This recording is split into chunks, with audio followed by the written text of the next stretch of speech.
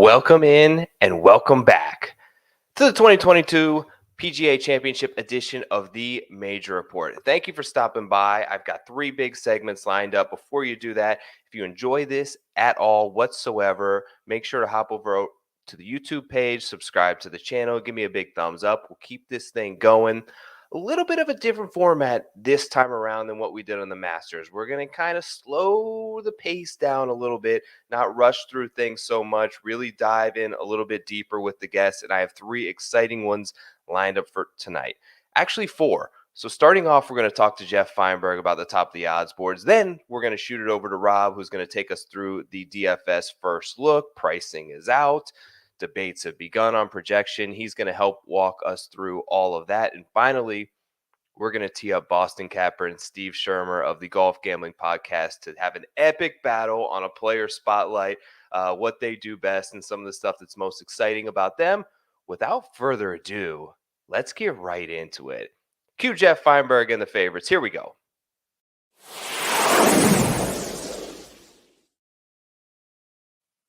Let's go.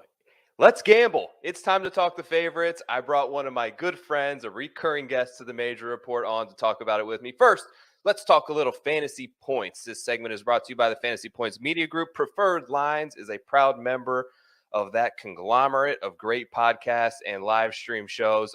They have a great new PGA content team over there that is putting out quality stuff. You can get 10% off your monthly subscription using the promo code LINES22.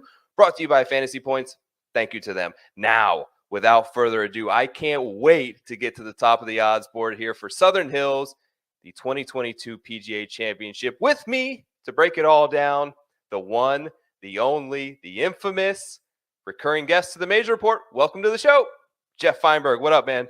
Happy to be back, Joe. Happy we're through this malaise of post-Masters events and get the summer rolling with the PGA Championship. God, it feels good to have a golf course coming up that's really going to challenge these guys, and we really get them excited about it. We get a great field, possibly the deepest field that we're going to see all year in the majors from top to bottom.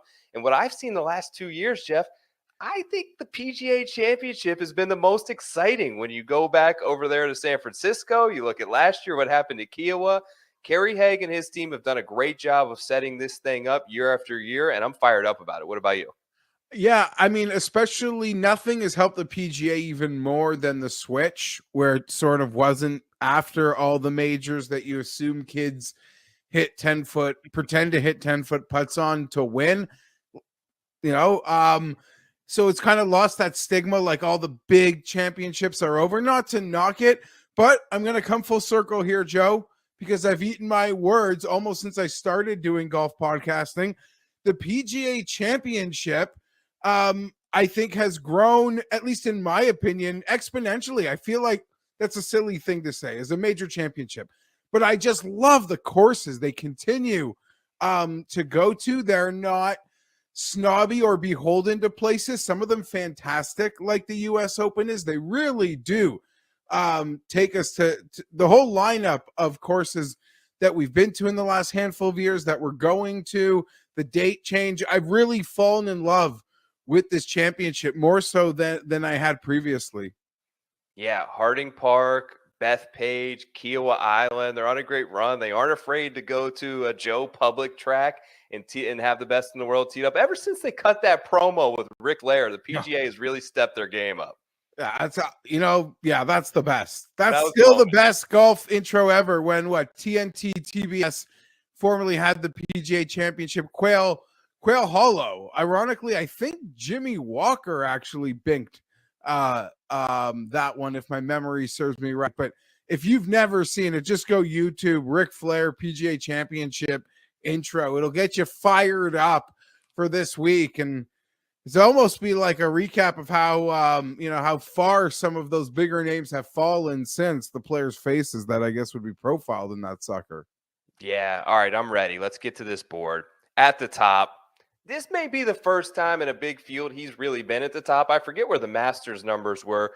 You got Scotty Scheffler at 11-1, and you got Jon Rahm at 12-1. What's got a take on either one of those two guys there for me? Well, I picked Rahm to win this event, not a bet, and just sort of outlining the year of majors when it started. I picked Xander to win the Masters, so let's not go by what Fienberg said at Christmas.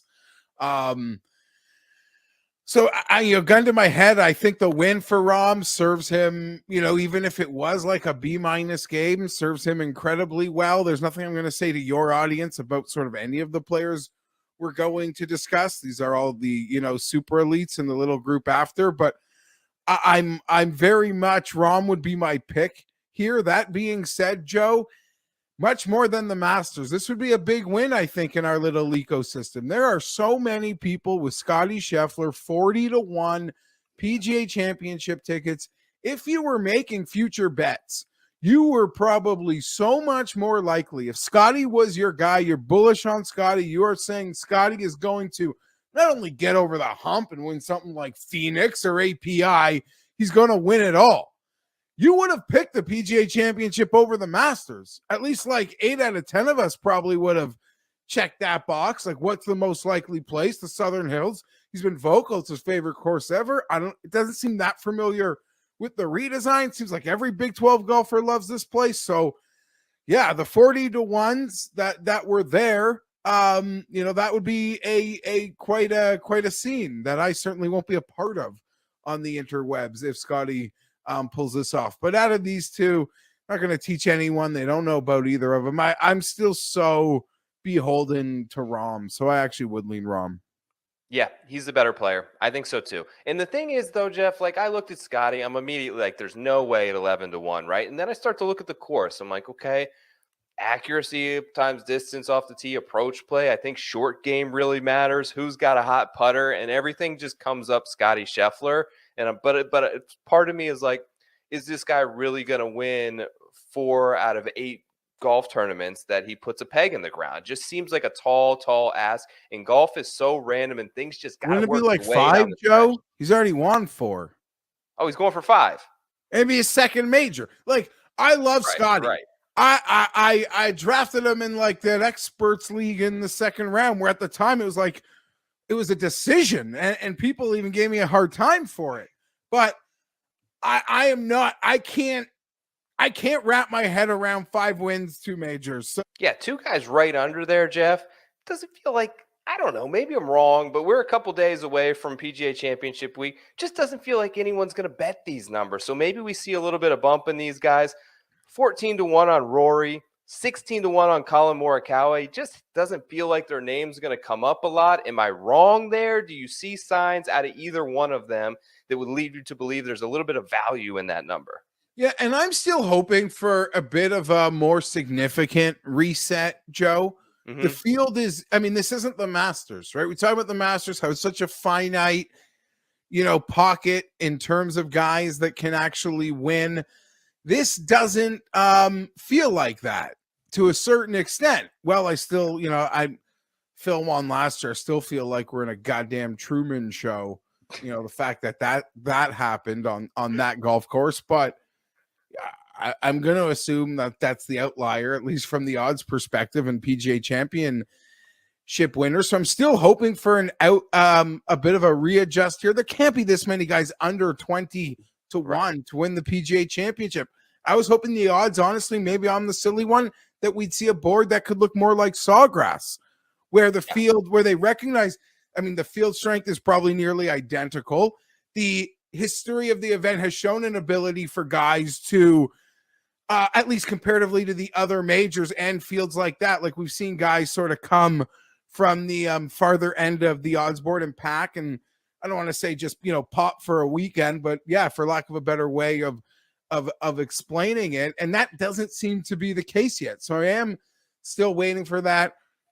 I don't know. I don't really see myself betting Rory. He's got those 2 second places. I am a big Rory fan. It's hard to make what to make of it. He's getting confidence from it, so that's really all that matters, I guess.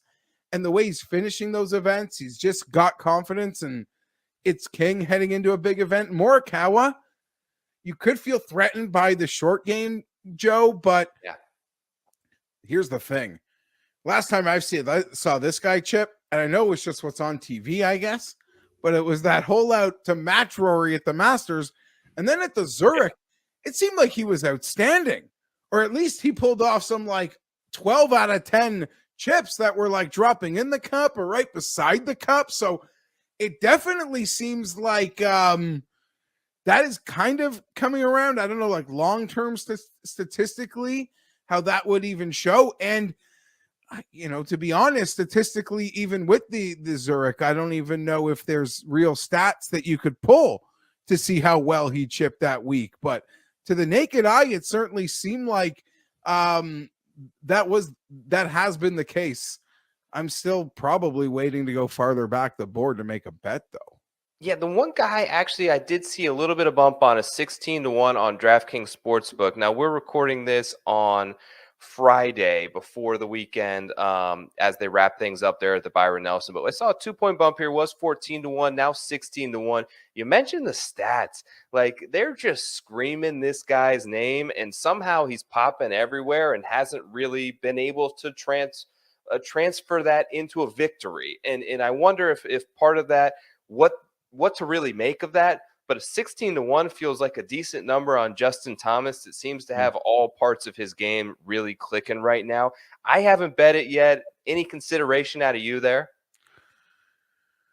Of the guys that I consider, now this is like a compliment with a backhanded insult, but all the guys that I consider like the true super elites, not like elite, not like very good, the super elites of the game at the current moment, I just have a hard time trusting him out of all of them. That being said, if he is lifting that Wanamaker Sunday, it feels like no other player like season-long resume outside of Scheffler, but like will feel like he is trending to this moment more so than JT. Yeah, because the stats just back it up week after week. The finishes back it up week after week. We're seeing some competition in the marketplace. Bet365, at least as we're recording, has put a number out on Justin with their bet boost, which those are really attractive. Like, as we talk about these top guys, Joe, that's like, it's almost like a 16 to a 24, a 25. It's like a 33% bump. That's wild. Yeah. Like, so if those are your guys, or you just want to wait to see who they boost out there, and it's almost like I'm hesitant to bet a guy who I like, because I'm like, Bet365 can boost this guy, and you can feel silly, or you're waiting for the reset, but it's not going to get any better than that for Justin Thomas. I don't know. Of all the guys, I don't know. Maybe it's like the putter. I guess that's like the easy out, but of all the super elites, I just sometimes have a hard time trusting him. I trust him the least out of all those guys, to be perfectly honest. That being said, a big weekend in Texas, I think, would be huge for him. Like, just to even feel those big moments again, like have a pressure 9-footer. Like, I don't even care if it's for the Byron Nelson. I don't even care if it's because you're out early and it's to set a score. But just like have a couple really big putts on the weekend at the Byron Nelson, make them. And I'm silly enough to think the smallest thing like that can do wonders for a guy like Justin. Here's a couple of guys I'm interested in hearing your take on. And you mentioned the Byron Nelson, and you're hoping to see some signs of life. We're in this weird stretch from the Masters where we had Mexico that nobody really wanted to go to. We had the team event. Then it's just like it hasn't been real attractive to some of these big names. We haven't seen them a lot. So I'm looking to the Byron Nelson to try to grab some stuff from DJ and Xander. So DJ's 20-1 right now at Bet365. Xander, you can get a 29 on over at DraftKings Sportsbook.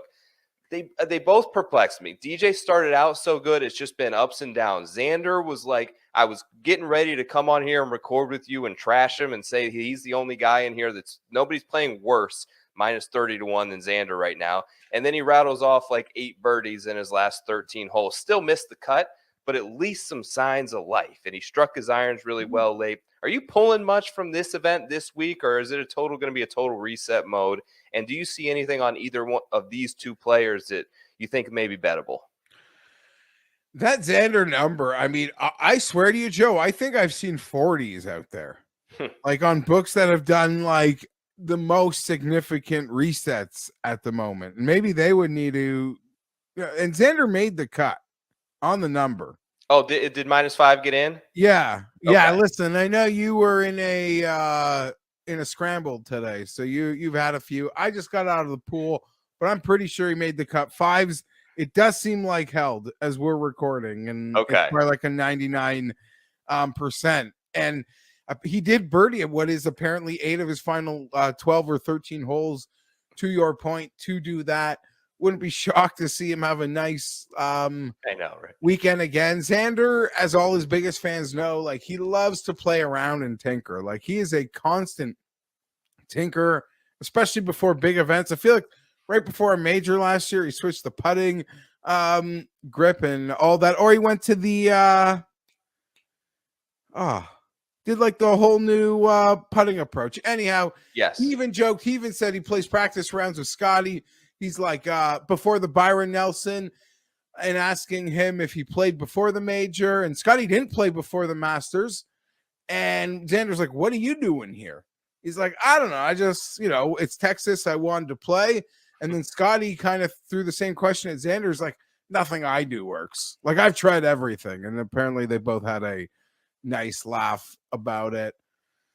I'm a Xander fan, and I bet guys that don't win tournaments. And if Xander somehow crosses, if he has a nice weekend and there's 35s, and I'm expecting there to be there, I'm expecting those to be there, Joe. I really am. He puts himself right into that range where you have to do him on a different show, but there's that sweet spot like 30 to 50 to range with guys who have never won majors, where that's a great number to catch first-time major winners that I would love for him to fall into. No problem. And I forget who else you mentioned. I apologize. DJ's kind of been up and down this whole thing this week. Yeah, really interesting with DJ. He obviously played the week out of the Masters for the RBC. Yes, it was a sponsor. He had his wedding the week after. Mm-hmm. So I kind of wish I knew that, because people were saying he's just going to show up and miss the cut. That's kind of what did happen. It's the week before his wedding, had the sponsor. And as DJ does, we know DJ to do. DJ doesn't like have his wedding. Like DJ parties hard. She's posting thirst trap pictures.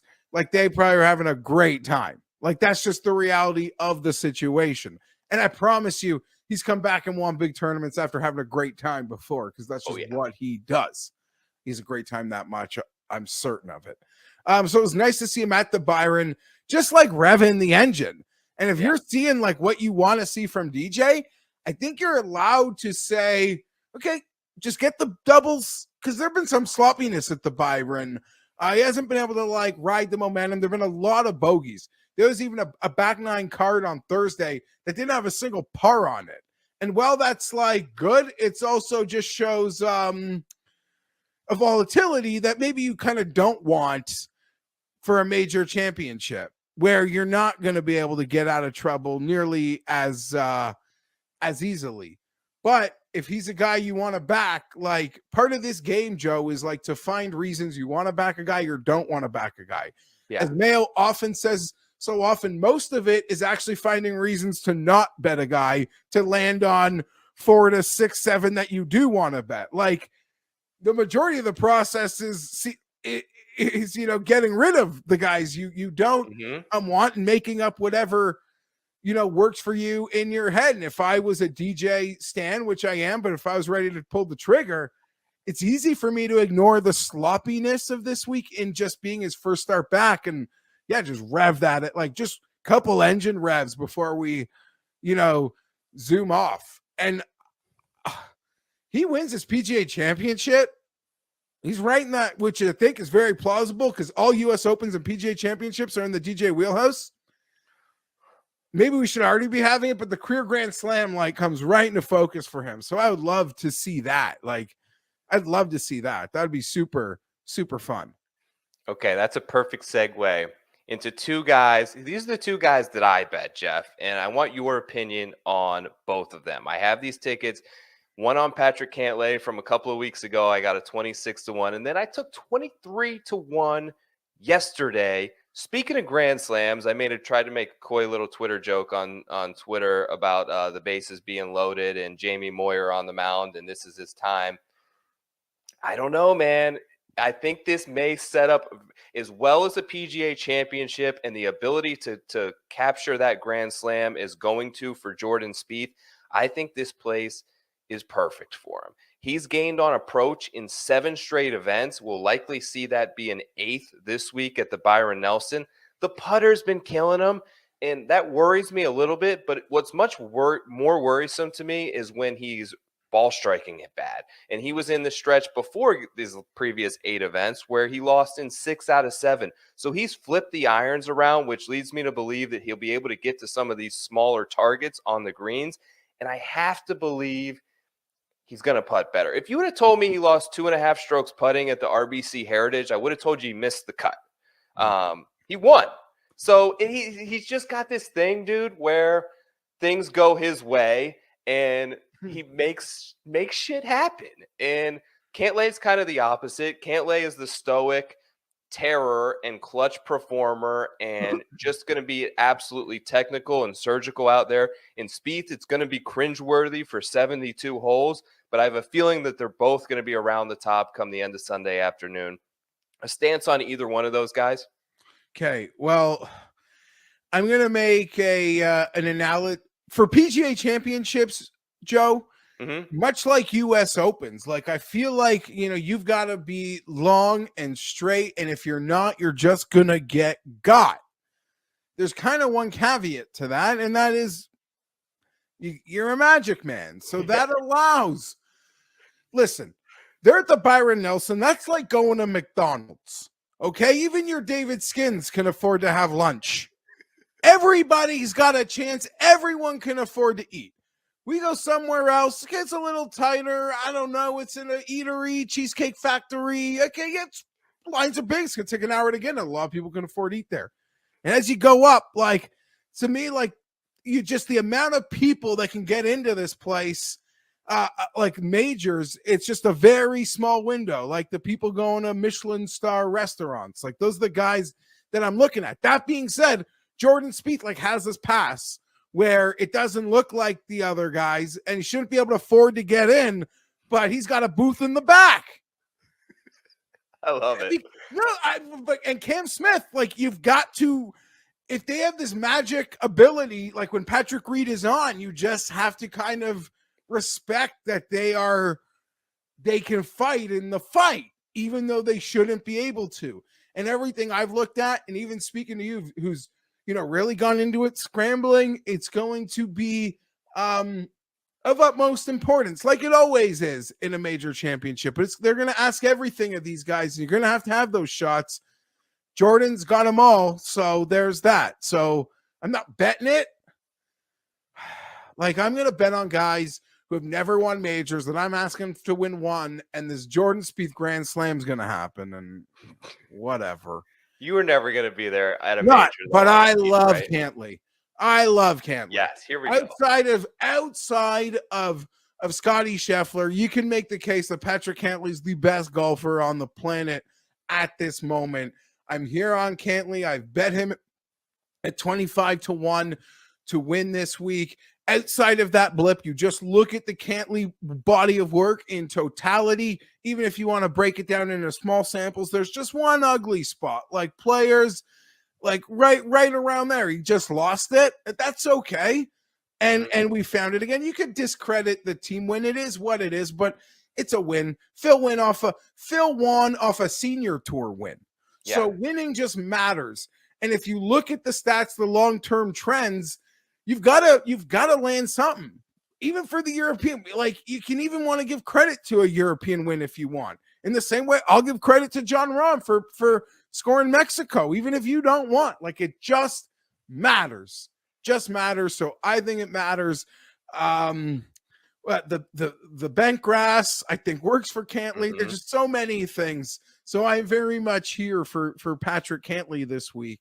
To pay off what like the playoff losses, the second places, like outside of, I don't want to say, like, he could have had a regular, not including the Masters, but he could have had a few of these things, and we'd be talking about him much like Scheffler, having 3 wins, not being the major, so that's 4, but just having a small handful of wins just in that season alone, this season, off the FedEx Cup. So, yeah, Cantlay for me. To kind of hop on your analogy there, and just to press you a little bit, even though I'm on Cantlay, but I just want to hear your response on it.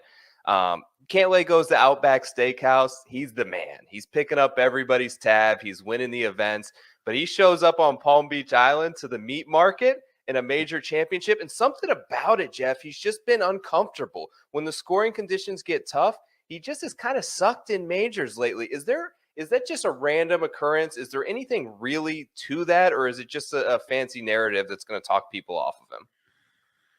It's weird.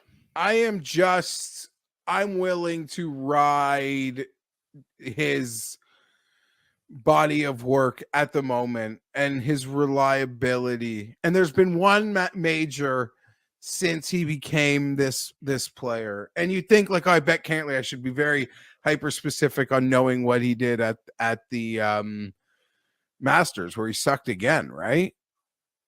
Yeah, it hasn't, all of his major performances have not been good. Let me see here what he did for the Masters. I just had it up.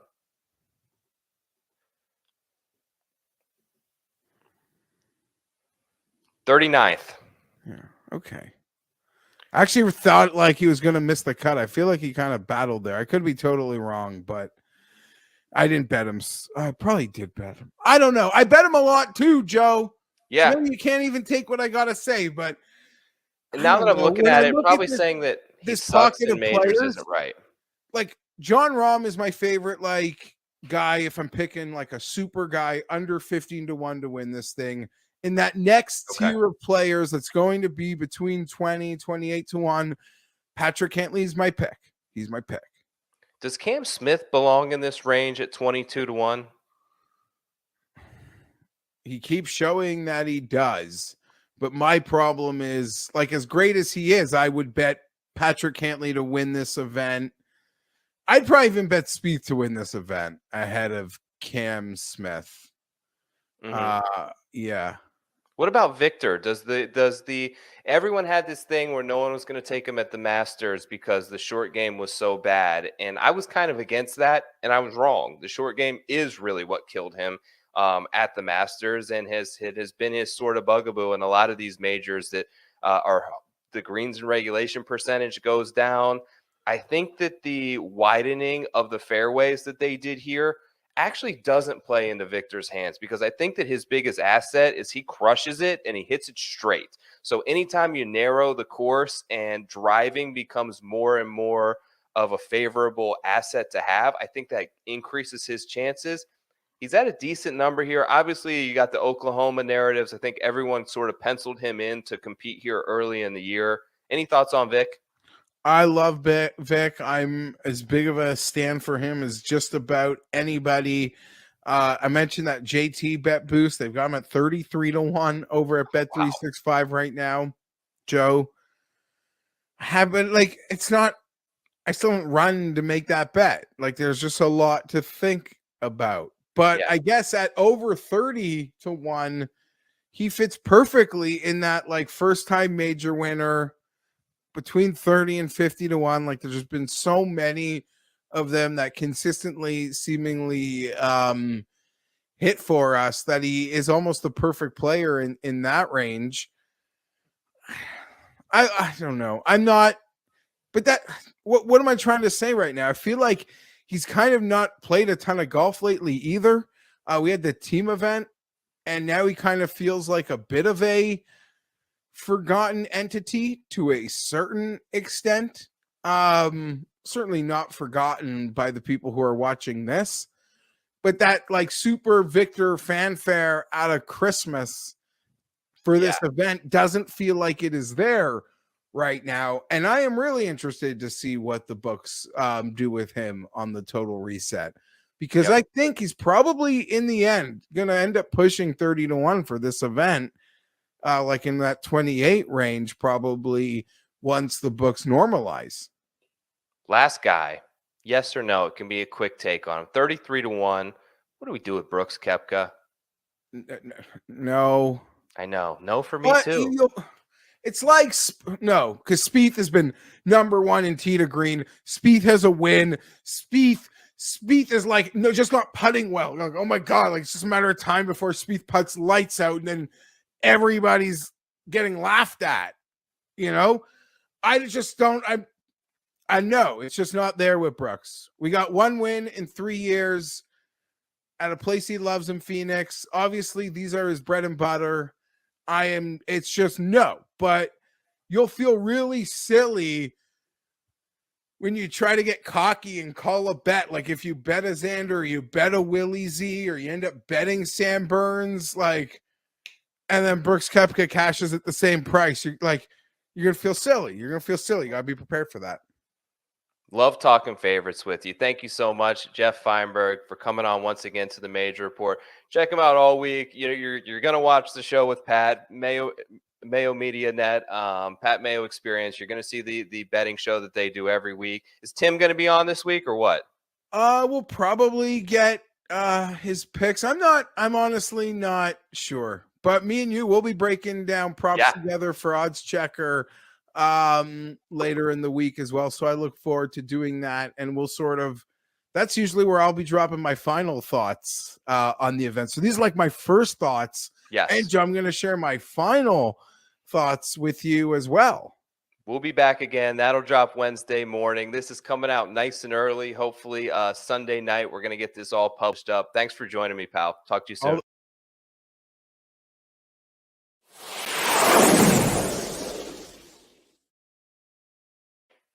All right, let's transition right into a DFS fantasy segment. I've got a special guest to join me. I'm going to intro him right now, Mr. Rob, Mr. DFS. I love this guy's style. I love his takes. I'm happy that he is able to be a recurring guest here on the Major Report at DFS RC Guild on Twitter. Welcome back, Rob. What's up, dude? Not much. I appreciate you having me, but appreciate those very kind affirmations. Those are wonderful to receive on a Friday morning, on a Friday fun day, but super excited to be a part of this, and really loved what you did last major for the Masters, and excited to see what the Major Report's getting cooking for the PGA Championship this upcoming week.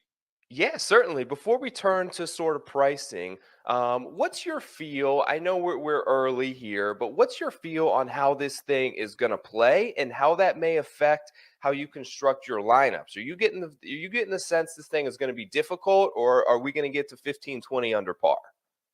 Yeah, great question. I hope it gets difficult. It's a few majors have played here already. I believe the last, if I'm not mistaken, in 2007, which actually Tiger won and finished at 8 under, and the cut, I believe, was 5 over. And so it's likely because of whether it's equipment or the athletic golfer these days, it's probably not going to be that challenging. But I would expect the winner maybe to be 12 under with the cut, maybe 2 over, maybe even 3 over. So, fairly difficult, but I don't think it's going to play US Open like. I don't think we're going to see a Zach Johnson scenario where they lose the course or anything like that. But I do think that good golf's going to get rewarded, and it's not going to be something like we're seeing at Craig Ranch this week. Yeah, I'm super excited for it. So the last 2 PGA championships I've thought have been the best majors of the year. So Kerry Haig's done a great job with it. I even looked to last year, Southern Hills hosted the senior PGA championship. And coincidentally, I think that may actually be beneficial to look at because of the course changes that have occurred since Tiger played. That major was also won at 8 under par. Only 7 guys finished under par for that week. I listened to something with Russ Myers, the course superintendent, and he says it's going to expect something very similar this week. Now, obviously, you PGA Tour comes to town, you take one of the par 5s, you make them a par 4, you bump back the tees a little bit. These guys are much better, but still, I think it's going to play relatively difficult. Without going further into the course, I'm going to add to the stream here a good friend of the show, my guy Rick Rungood. I hope he doesn't mind me bringing up his inside his website here, but I just think it's a great database to kind of look at pricing and metrics. So if you're on here on the YouTube, I've got everyone pulled up now from the essentially $11,000 range to the $9,000 range. What sticks out right off the bat early for you here, Rob?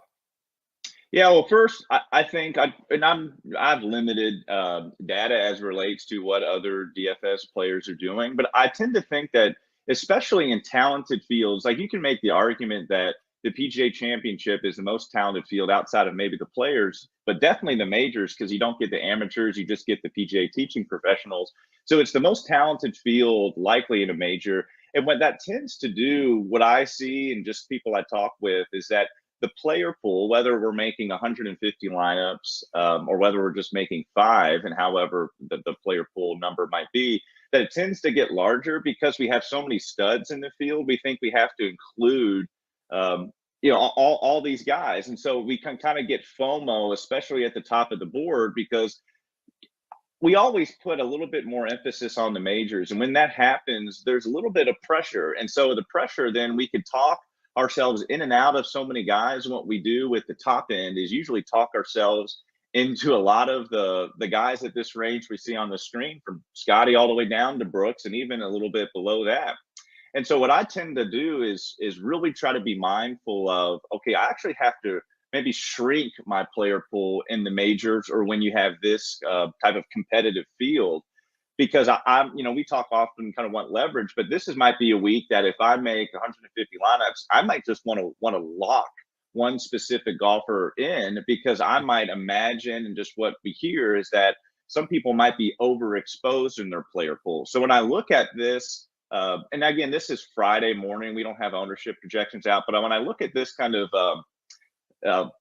part of the slate, I'm really drawn to Victor, who had a strong, and I know we're Vic guys. I think we were both on him at the Masters, but didn't perform how well. But just gosh, it's hard not to like Victor. Haven't seen him in a while. But if we look at Hovland's just last 24 rounds, he still ranks second in ball striking, fourth on approach, and second in opportunities gained. So still right there, some of the best in the field. And I believe we'll get a big ownership discount on him, especially just where he's sandwiched within this kind of range. What about you? I'm curious to see what you might think, or where you're kind of leaning early on a Friday, with these top tier guys. Yeah, so here's the thing, Rob, is this is part of the reason why I wanted to have you on, because I always pull this up and I'm not a 150 lineup guy. So I get drawn into who I think is going to play the best. And sometimes I forget about leverage and ownership, sometimes until later. So what immediately sticks out to me here, and I'm sure it's the same thing that's going to immediately stick out to everyone, is I think probably the third, you could maybe argue the fourth best player in this range, is all the way down at $9,100 in Patrick Cantlay. If he didn't have that little stretch through, what was it, like February, March, where he had a little bit of struggles, he was unbelievable through the fall. I thought that he really got things turned around in what may not show up in many stat models at the Zurich. Did get the victory, asterisks, we all know the deal there. But I just think that he's so good. He's so solid. And if the course is going to play difficult, like I think it is, and really reward tacticians, surgical golf players, guys that are really crafty around the green and clutch putters, it screams Patrick Cantlay to me. But is everyone going to be thinking the same thing? I hope not, but maybe so, unfortunately, because you mentioned winning the team event, and that might even look stronger for Cantlay, because as of right now at the Byron Nelson, Xander's is struggling a little bit, looking like he may not make the cut. So maybe Pat put the Xander on his back there in the Zurich. But amazing what he did at the RBC, 8.7 strokes on approach, 10.5 tee to green, and if it wasn't for Jordan Spieth holding bunker shots, he probably wins the RBC. But I do think he'll be popular. And so for me, it's kind of a wait and see approach. He's probably definitely going to be in the player pool, no doubt about it. But whether he's 60% owned or 15% owned by me really just depends on what the field is doing ownership wise. Yeah, I don't quite recall what things the pricing at the Masters, but it just seems still striking to me. I know he's been on an unbelievable run, but to see Scotty Scheffler all the way at the top there at 11,400, um, this is going to be a bad take because I know the wins are there, but to me, Jon Rahm and Justin Thomas are still better players.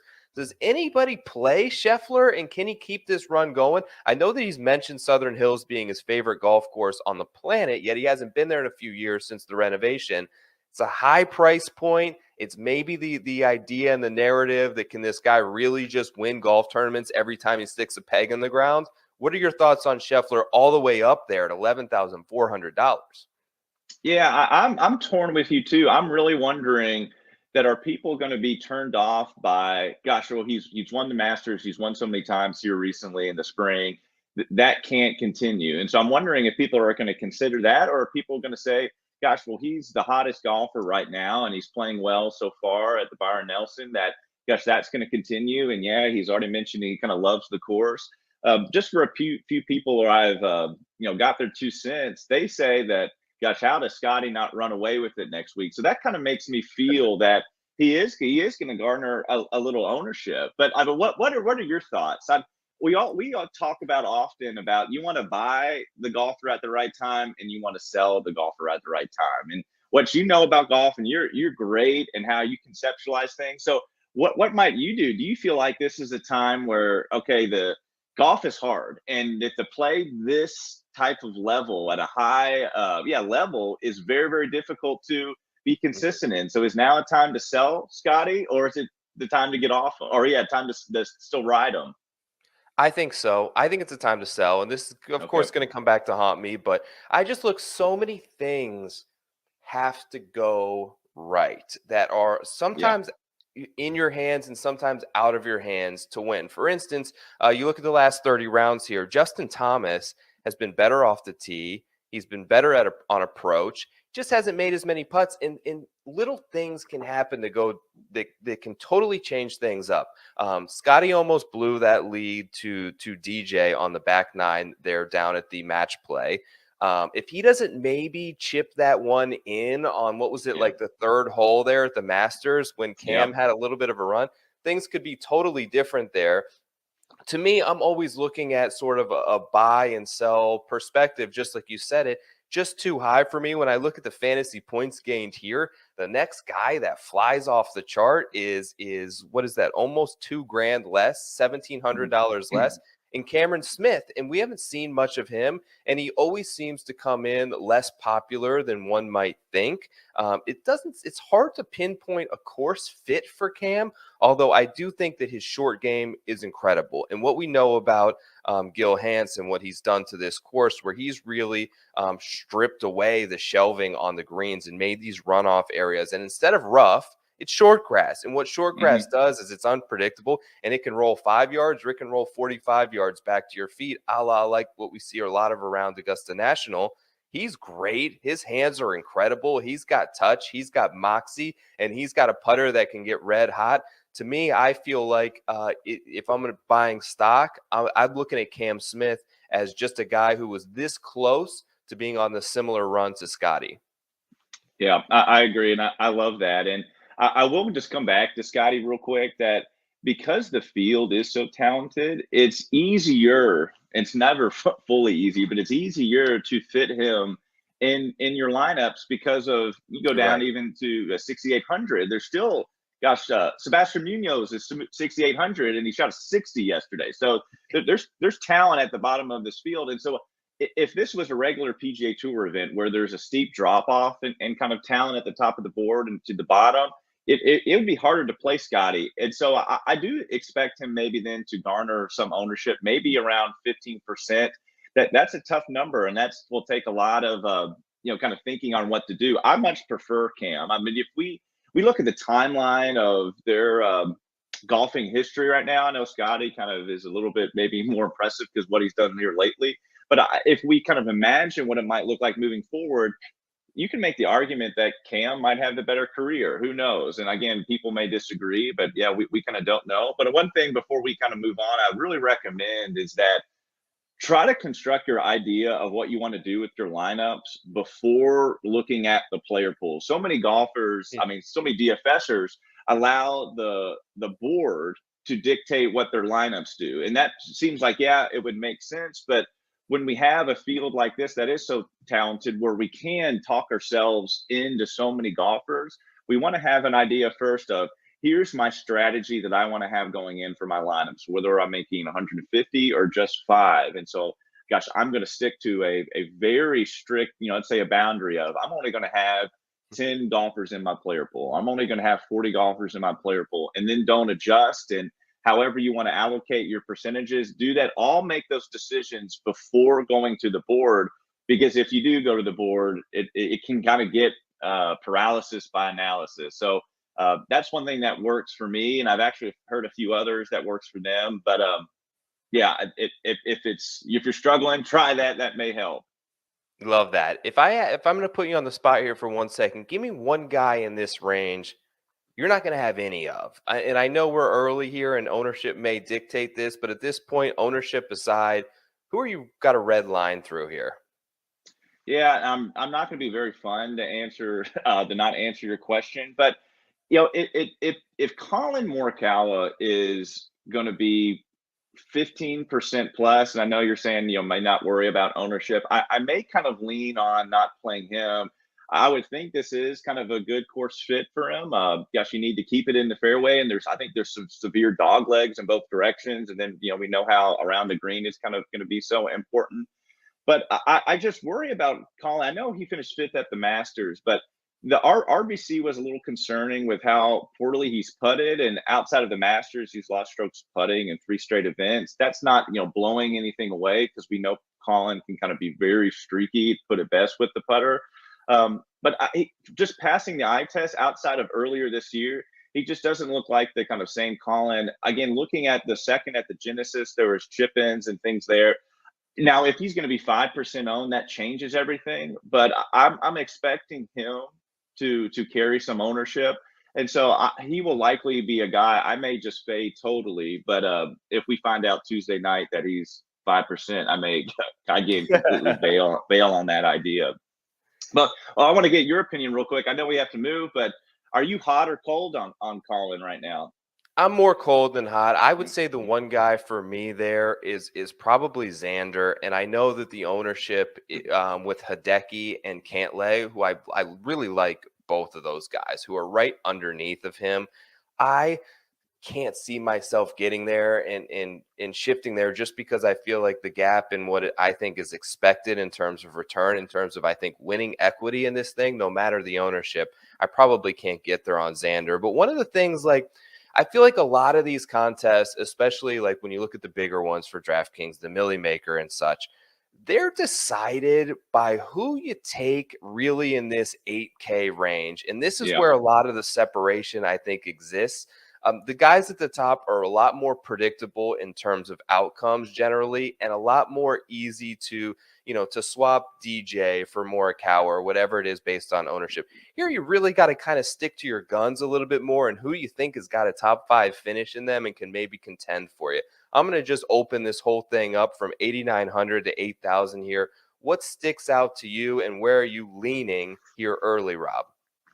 Yeah, well, really, I'm trying to imagine if there's any kind of recency bias that might play. So you mentioned Xander, and Schauffele's struggling right now, and I'm kind of glad, because I wanted to play him this event. I think he's going to be severely underowned, and could that come back to bite me Thursday of the PGA, and he's 3 over through 3? Yeah, it could, but I think we're going to get single digits, and if that's the case, and I do kind of lean heavily on X, well, then my balance, I'm going to have more of a balanced build, because I'm avoiding, a large part of the top of the board. So I might have a couple guys in this 8K range. And the real place you have to start is Willie Z, again, because very chalky this week, not playing as well. He'll probably bounce back and finish top 20. But what you might want to do with that, again, I still think he'll carry some ownership, so I may not go there. But I really like Niemann, and I really like Berger, guys who can kind of have a low ball flight, keep it in the fairway. That'll be key. And Niemann playing well this week. I don't think he'll be too highly owned, because you have Tiger right there. You have Willie Z, he's kind of sandwiched in between. So he just by the nature of where the ownership what we think will be falling, I don't think he'll garner a ton. He won't go under owned, but I'm really high in kind of Neiman. And I'm really expecting Sungjae to kind of come back at some point to the Sungjae we kind of know and love. We haven't seen it yet, but I think he will go under owned, and a guy that, this is definitely a course that he could kind of do well if he has the typical Sungjae ball striking. The big question everyone wants to talk about is Tiger, and I don't really have a thought on Tiger just yet. Do you?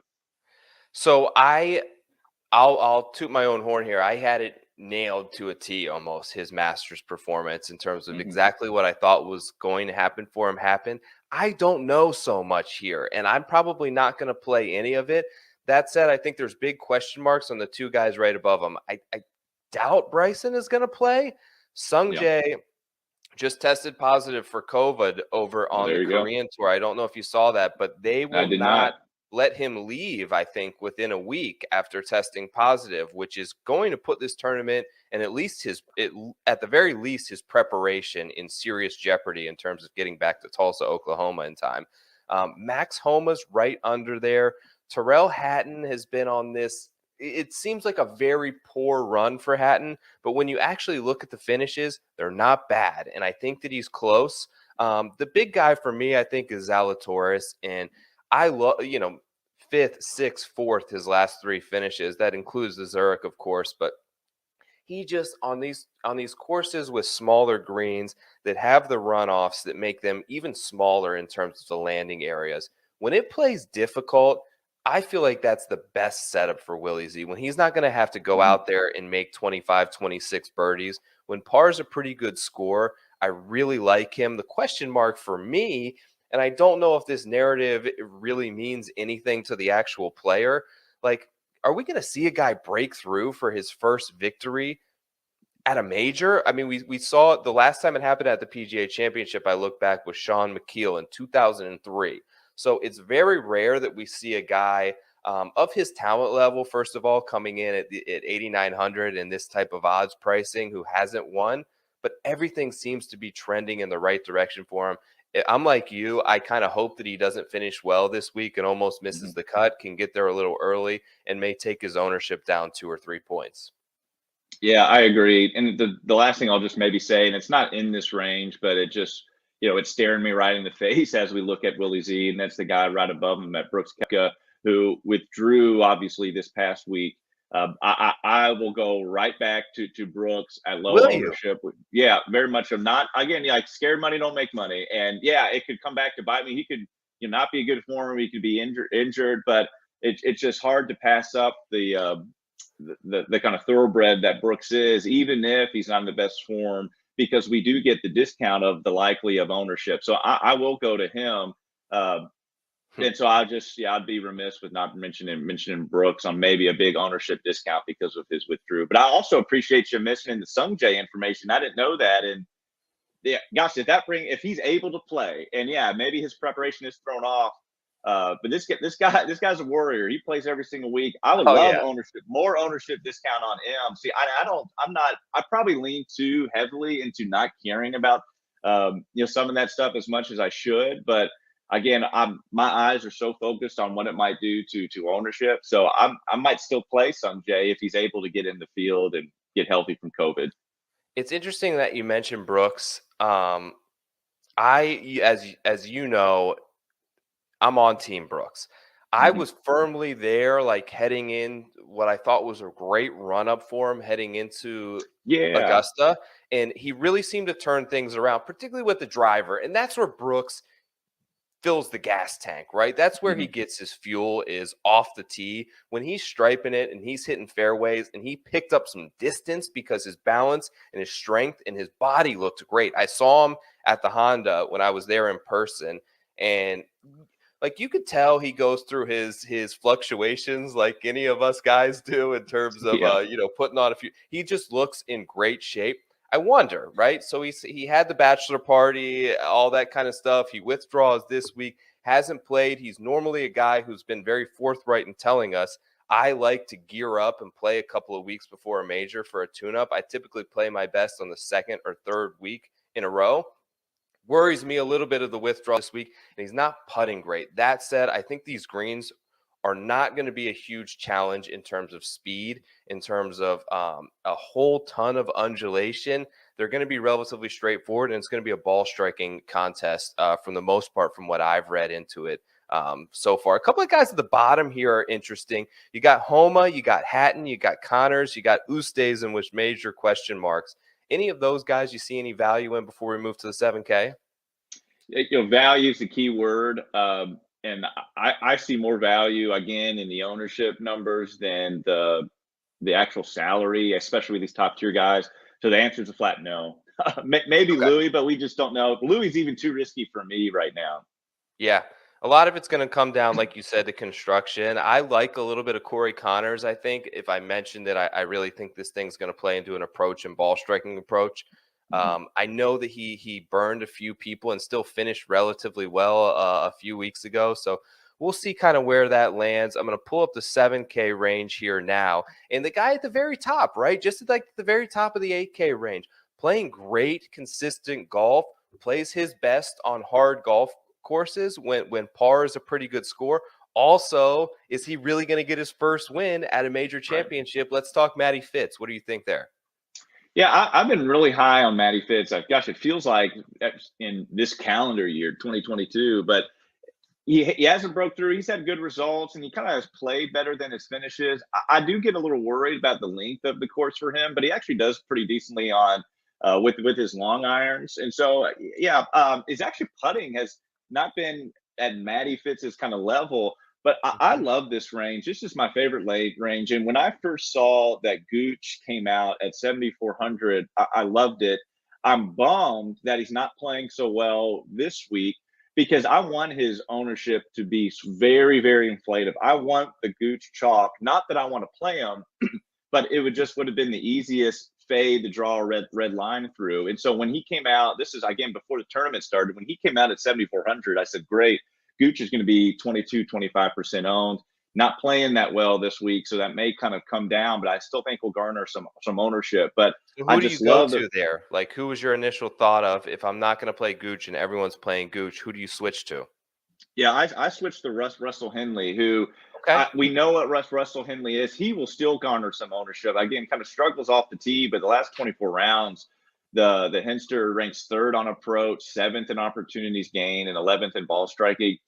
Russell Henley as a putter is it's such an oddity. When he first came on tour, he was kind of labeled a great putter, and he's actually putted better this year, but he goes through some stretches where he just loses it, like in the fall swing where he lost 4 in a row, strokes gained putting in 4 straight events. But not only did he lose strokes putting, he lost 6.1, 5.1, and multiple double digits. It's just kind of so strange. And so he's coming in playing a lot better than the results. Last week, 3.7 on approach, 4.8 tee to green, but 2.7 he lost putting.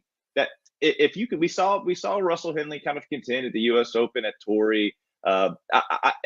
He's right there at similar price at 7,200. So I really, really like Russell Henley. He probably will be somewhat highly owned, but not of what Gooch likely will be.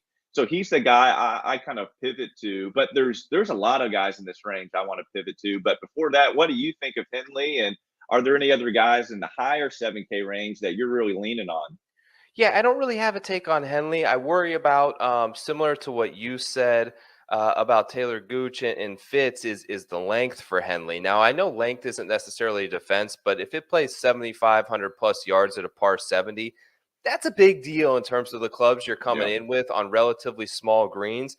This is why I like to have you on, Rob, because I look at the obvious things that stick out to me in terms of guys I see with my eyes playing well. And Cam Young sticks right off the page to me. Is everyone going to play Cam Young? He's been fantastic. He's great with the driver. He's good on approach. He's a good putter. Just seems like a great young player and a ton of upside, I feel like, in DraftKings here at 7,600. But is asking him to essentially top 10, top 12 at a major too high of an ask for him in his first year on tour? Yeah, and so I'm not playing Cam Young because I think he is going to be very, very, very popular. Because I think he was chalk last week, Wells Fargo, but it worked out. I mean, T2. played well at the RBC, which is a course you wouldn't think would suit Cam Young. And so people, I think, kind of will remember that, gosh, Cam Young, and they might associate him to safety. Like Cam Young chalk is good chalk. And similar to what you articulated about Scotty, that, hey, so much can kind of go wrong within a golf tournament or just kind of within a golfer, is that it's hard to bite and take on the likely ownership that Cam Young will carry. And then again, we speak of leverage, the leverage that it can create for possible pivot plays for the guys around him. We have Fleetwood, who I'm not advocating to play him, but that's interesting.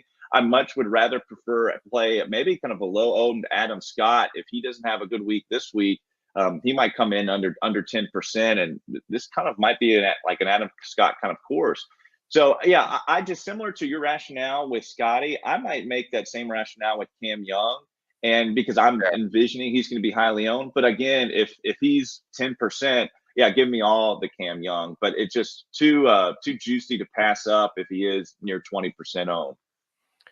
Here's a sneaky one. I think it'll be sneaky. You tell me, that I'm going to play, and I don't think many people are, and there's not much reason to, but I just have a feeling.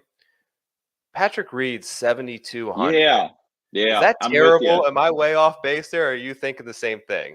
No, I think if this is going to play like what you brought up with the senior PGA, and it was 8 under in 2007, it was 8 under, and they wanted to play difficult, where we got a grinder right there. And I kind of think I saw on Twitter after Justine complained that Tiger was getting special treatment, Reed was out there with with the staff at Southern Hills getting some work in. So he's getting the inside information out too. I like that play, and I have no idea what Reed's ownership number might be.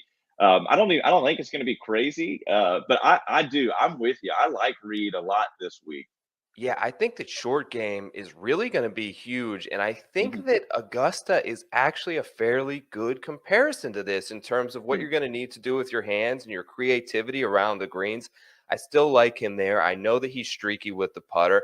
I know that he's wild off the tee, but they also, in part of the renovation, really opened this thing up to kind of restore it back to the original designs and took some of the pockets of trees away that you saw at the last time this hosted in 2007. They opened this thing up a little bit off the tee, which of course favors a wild and loose Patrick Reed. The majority of the front 9 all heavily favors a guy who can hit a draw. And what you see with a lot of the new age PGA Tour players is they all play a cut, right? They all play this big power cut. And if you can really take what is already wide fairways, and if you play a draw, you can even widen your landing area a little bit further and get that run out properly. I just see an avenue where I think he's sneaky, and I think that he's probably like 5% owned, and I think he could play well. I love it. I really do love that. All right, I'm going to pull up sort of the bottom of the barrel here, and you mentioned that we get a lot of what's nice is you can actually get a lot of additional guys down in this range that you don't normally see priced at $6K. Before I get you out of here, let me get like 1 or 2 guys that you may like and you're going to pay attention to the ownership on, but you got your eye on in this low $6K range. Yeah, so I'll tell you a guy that actually played pretty well, very well. It was the year, I'm kind of blanking now, but when Jason Day and Jordan Spieth had that showdown, he was in contention for a while. Yeah, I think it was. And so that's Matt Jones was right in. I like Matt Jones again. Matt Jones is the definition of a GPP play every week. You should never play him as chalk because he'll kind of finish second at the Valero and then go 59th and miss cut. But what we know about Matt Jones is he's exceptional around the green. He's one of the best on tour. He's been one of the best over the last 5 and 10 rounds. What we also know is he struggles on approach and is a very streaky putter, but he's also good in the wind. And so we're in Oklahoma, likely going to carry some windy conditions. But really, he's such a great GPP because of how streaky he is, where at any point he has that top 5 upside. Now he also has the missed cut floor at any point too, so it's very risky. But when you get risky, you usually get low ownership each week. And so I actually like just the high ceiling, low floor opportunity on Matt Jones. So I'm really like him. I am kind of biased to Dylan Fratelli. We'll see how he kind of does this week. Kind of really high on him. And if I had to name just kind of one guy really at the bottom of the barrel, that would be kind of Lanto. Lanto's been playing really well. 2 kind of great weeks. We'll see what he does this week at the Byron Nelson. But at 6,300 with a guy, again, we don't have his full tournament data for the Byron Nelson, but a guy that's trending pretty nicely at 6,300, give me some Lanto. What about you in this kind of sicko range? You need some Pepto. It's hard to play some of these guys. What are you leaning on? The one guy I would mention, and I actually do like your narrative quite a bit there on Matt Jones. If you're going to play a GPP and you're trying to win $1 million, you want the roller coaster finishes, right? You don't care if you miss a cut, but the opportunity that he finishes 6th in this at 6,600 did I just see he was? The upside potential there is great versus having a guy who finishes 36, 45th. He's made 5 consecutive cuts, but he's not coming inside the top 30. You want the volatility here. One of the guys that I think sort of fits that mold as well, who I really like in terms of a potential player long term, is Cameron Davis. So he's one that I kind of have circled. I always play him, and he's kind of part of my brand of players, but I love the aggressiveness that he plays with, and a guy that just really goes for it. And what happens when you have a player like that is you're also going to get that roller coaster where he shoots 7 over and he misses the cut and he's out of here early and never in contention on Fridays.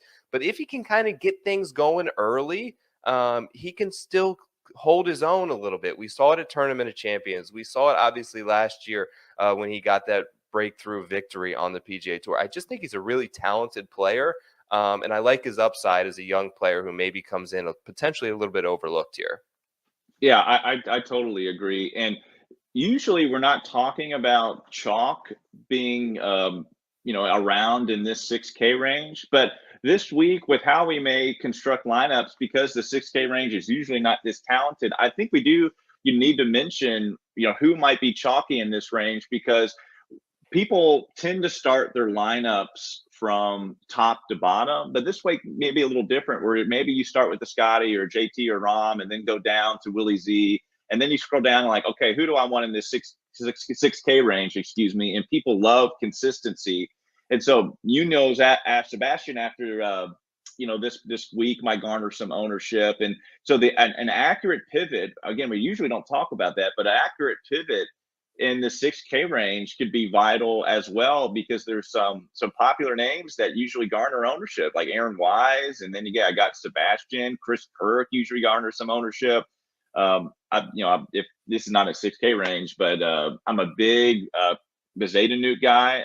He kind of reminds me of like a poor man's Patrick Reed.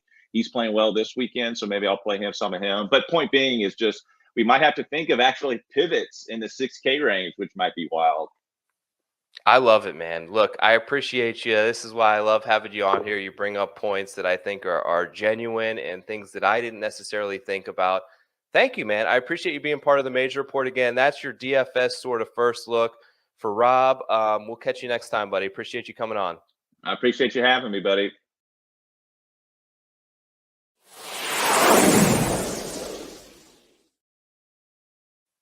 Okay. Here's what we're bringing back. The Player Spotlight segment. I wanted to do it a little bit different this time.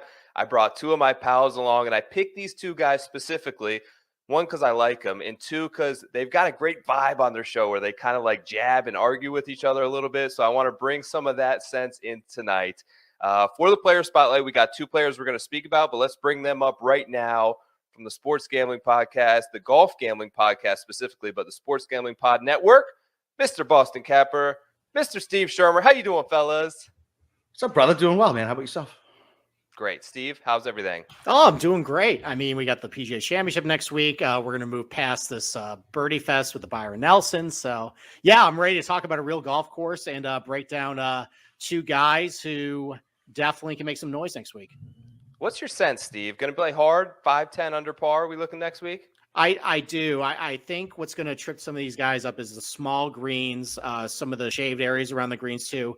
And I'm not sure if people are really talking about this enough, but I think the Bermuda rough is going to trick some of these guys up too. That's really difficult to hit out of, especially for longer approach shots.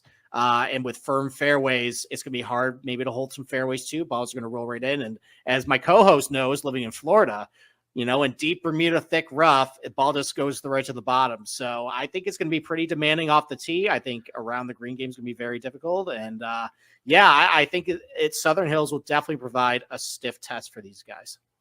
Capper, Bermuda's weird, right? Oh, dude, it's so bad, man. You live down here, bro. It's the worst. Like, It doesn't have to be like the rough doesn't have to be like northeast 5-6 inch rough to No. screw with you. Like it can be Nope. 2-3 inch rough, and it's all how the ball's sitting. And Yeah, you're like, oh, very- I'm just off the fairway. It's fine. You get there, Yeah. you're like, oh, fuck, screw it. It's unpredictable, which is like the worst thing for these guys because these guys have, and I heard someone else say it, I don't know who it was, but they've worked their entire life and they sit on the driving range for 6, 7, 8 hours at a time, just trying to make predictable outcomes, right, with their shots. They know exactly how far that 6-iron is going every time that they hit it within a certain range.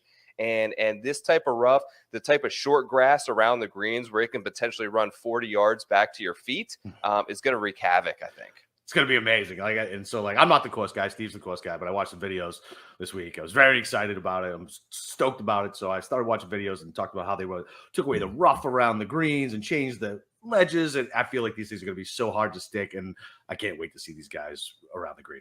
It's fun. I went deep into the course earlier with Andy, who's actually played it. So this is coming after that. But here's what we're going to do for this one. Capper versus Steve, baby. I'm going to let you each pick a guy from the top. We've already got him picked out. Steve, I'm going to start with you. Make the case for Rory McIlroy. He's 14-1 on the odds board, $10,000 even on DraftKings next week.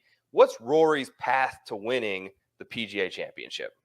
Well, I think it's because historically he's been really good on difficult golf courses, such as what I think Southern Hills is going to play on. Some of his best results have been in majors, obviously. He's a great player. His career strokes gained on difficult golf courses is 5th all-time on the PGA Tour. So that's great right there. He also plays very well tee to green on Bermuda. He has the 5th highest strokes gained total on Bermuda fair, basically anything from tee to green Bermuda on the PGA Tour. And just look at his recent form. He's gained almost a stroke, 2.5 strokes per round over his last 12 rounds, come off a great finish at the Masters. He rallied at Potomac in difficult conditions too. I think he's going to be very ready for everything that's going to be thrown at him at Southern Hills. And I like him a lot this week. He hasn't won a major in a while. I think he's definitely primed to get another one for the trophy case. Capper, not that you're necessarily anti-Rory, but what's the scenario where he gets tripped up here? Like, where does he struggle, and how could this golf course factor into that? He might not even be a bad DraftKings play. The problem is both of the Masters, he really wasn't in it. He just chased it down at the end. Same thing 2 weeks ago at the Wells. Like, he really wasn't in it. Steve texted me all of a sudden, like, oh my God, is he really going to come back and win this thing? It's when the pressure's not on Rory is when he actually performs. And listen, I know the stats are good for Bent because he putts so well at Augusta. I feel like that's because he knows it. And I know he putted well last week, but prototypically he putts much better on POA. And if we're going to have anything with a wedge in his hand, like, no, thank you. I'll pass on Rory for the outright bet. He might be an okay DraftKings play because he backdoors these top 10s. He's becoming Rahm-esque with just all of a sudden showing up on Sunday and birdieing everything while everybody else is parring everything. So, I don't know, man. Rory's not for me. I don't think he has that killer instinct anymore. I just don't.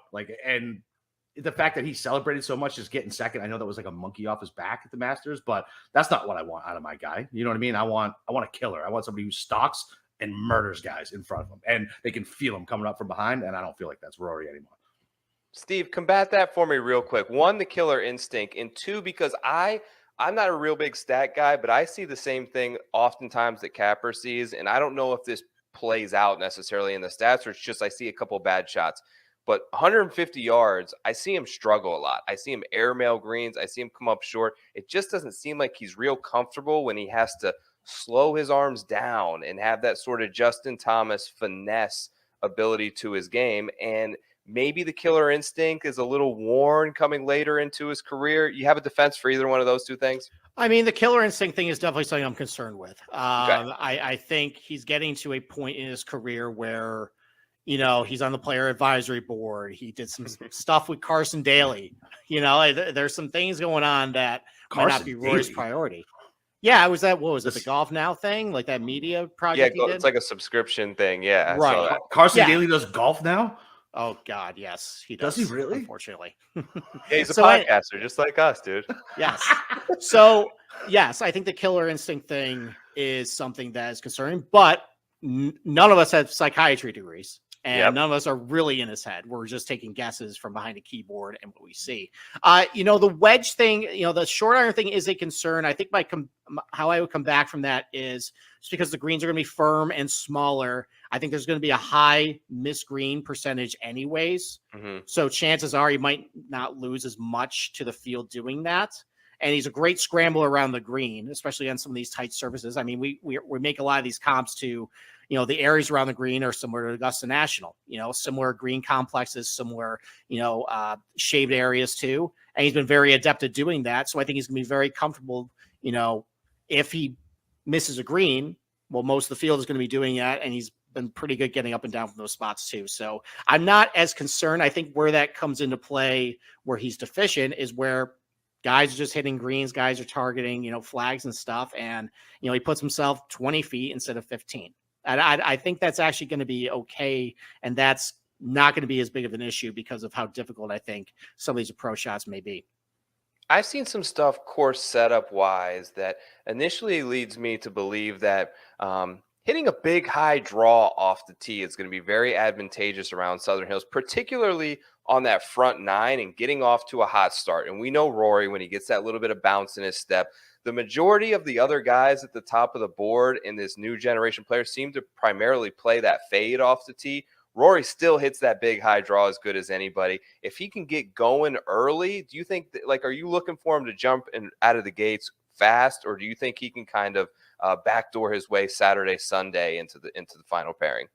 I think it's more going to be a backdoor thing for him. Okay. I think as the weekend goes on and kind of the pretenders fade away, I think a guy like Rory is going to be able to figure out this golf course, rise up the leaderboard. And you know what? You just put yourself in the mix, especially at Southern Hills, where some things can maybe go wrong. We saw it back in 2002, I think. You had Retief Goosen 3-putt. You had Stuart Sink miss a 2.5 footer. You know, you never know with some of these slick greens. Someone's going to 3-putt, and then maybe it winds up in a playoff. You never know. I think, you know, similar to how he's been doing lately, just kind of grinding things out and rising, you know, letting himself rise up to the leaderboard. I think he's going to be in a position, and you put yourself in enough positions at these majors, eventually you're going to find some good luck. Does the putting worry you at all, though? He's been putting pretty well this year, so no, I don't really think so. I know, man. I feel like that's more of an aberration than anything else, though. Like streaky. Yeah, I do you really trust him when it's like a 7-footer for par? I mean, I think it's going to be very difficult for everybody for 7 feet from par this week. Don't avoid the question. The question was, do you trust him like on like a 5 to 7 footer for par? It's not one of the things I trust the most out of him. Let's put it that way. Right. Yeah. Like he worries the shit out of me when I have money on him when it's 5 feet away, and he goes like this all the time.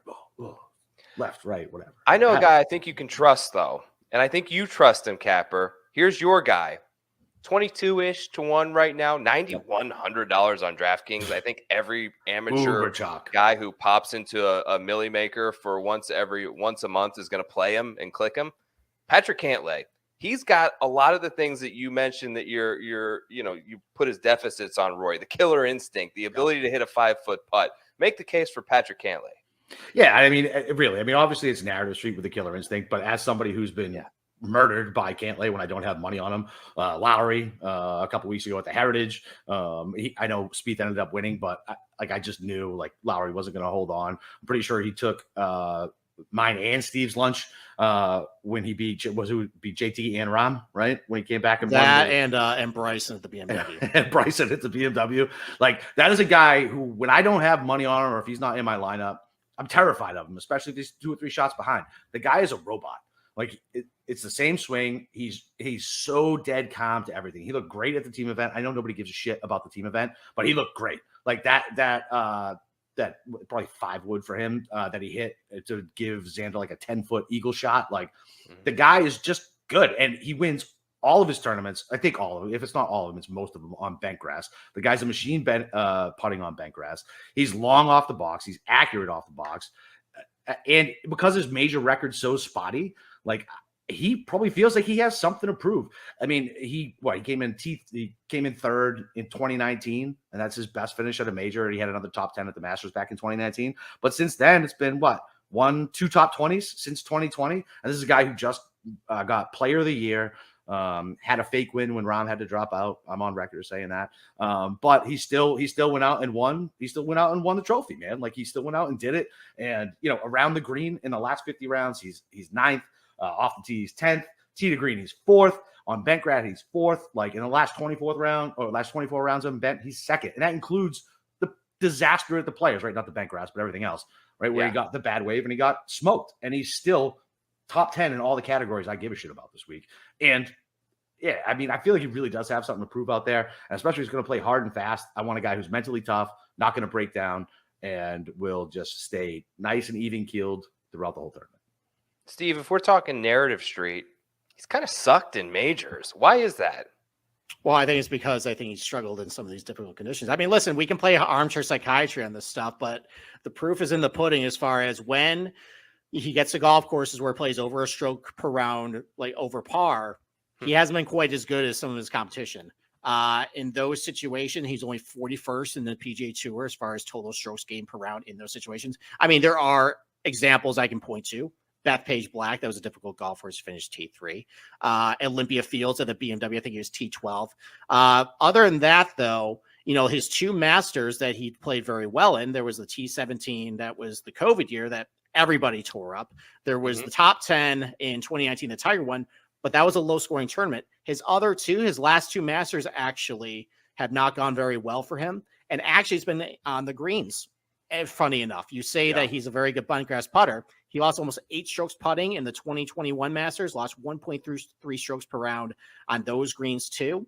So, maybe if we're comparing the Southern Hills greens to be a little bit smaller version of the Augusta National ones, maybe that's going to give him trouble. But I think for me, what really concerns me is we always talk about, he's so great on bent grass, always so great on bent grass. Well, he has to actually get to the bent grass green.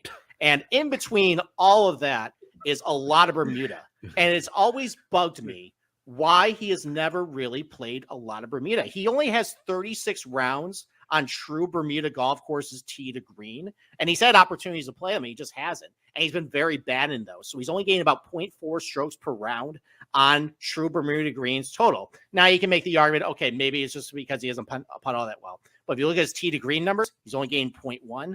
Ball striking 0.1. We always talk about that we want to match guys to greens. Maybe we should start matching some of these guys to actually how they hit their irons off this stuff, because he's very used to and very good hitting off of northern strains of grass.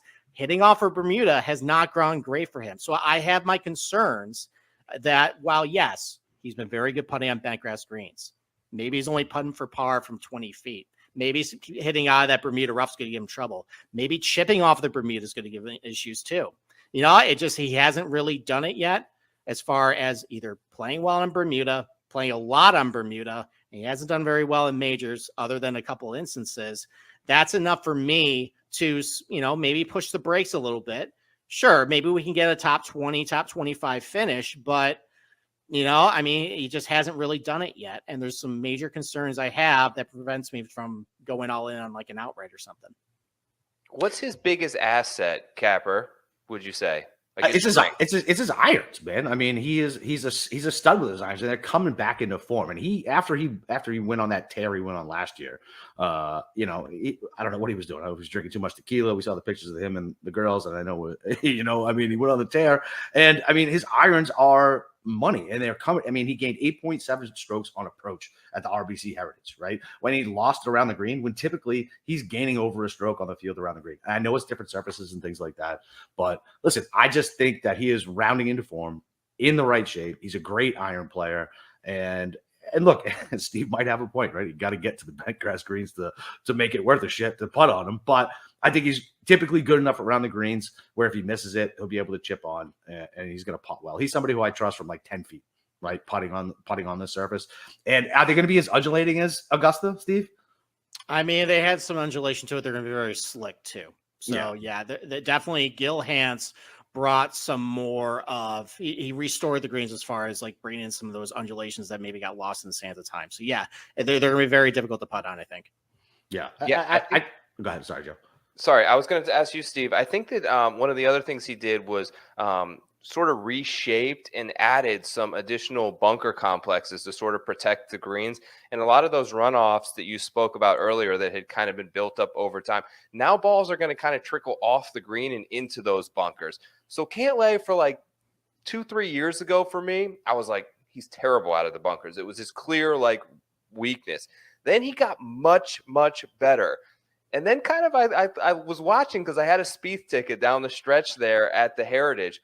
He had some bad bunker shots, and particularly in the playoff, a little bit of a bad lie there. But do some of those old demons maybe creep back in? And is that a concern for you on this type of course for Cantlay? I mean, possibly. I mean, I haven't done my digging as far as his bunker play yet to make that determination. But yeah, I mean, I'll take your word for it if that's been an issue for him the last couple of weeks. I do know that looking at the stats, he has trended down around the green in his last 2 tournaments. At the Masters, he lost strokes. At Heritage, he lost strokes, probably because of the bunker play. Yeah, if that is actually an issue for him, because I around the green game, similar to what I handicapped at the Masters, is going to be very important for me when I take a look at these guys. If that's trending down, then yeah, that's another big red flag for Cantlay. Yeah. I mean, he only lost a half a stroke around the green at the RBC, right? And whatever about the Masters, right? And he gained almost 2 strokes at the Players, right? So that's Bermuda tee to green. He gained almost 3 at the Genesis. And you're right. I wish he played the Florida swing more for whatever reason. You know, he doesn't like it, just like certain guys don't like to play the West Coast. And hopefully it doesn't come back to bite me. I'm just betting on the talent. And yeah, I'll be betting him outright. I'll probably avoid him in DraftKings because what do you think he's going to push?